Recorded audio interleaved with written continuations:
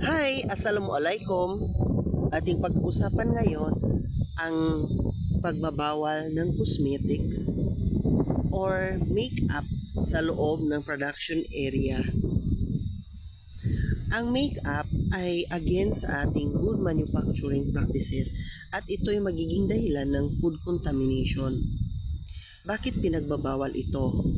Ang mga makeups kasi ay may mga laman na mga particles na pwedeng nakaka-allergy sa tao, na kung mangyayari pag ito ay nahuhulog sa ginagawa nating sardinas ay masama po ito, at ito ay banta sa kalusugan ng mga mamamili o kumakain ng sardinas na may allergy. Kaya ito ay pinagbabawal. At the same time, pinagbabawal po ito dahil ito po ay nakakapagdulot ng food contamination.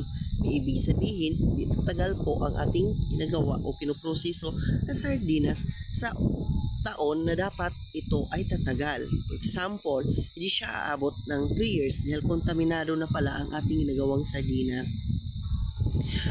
Anong klaseng mga make-up ang bawal?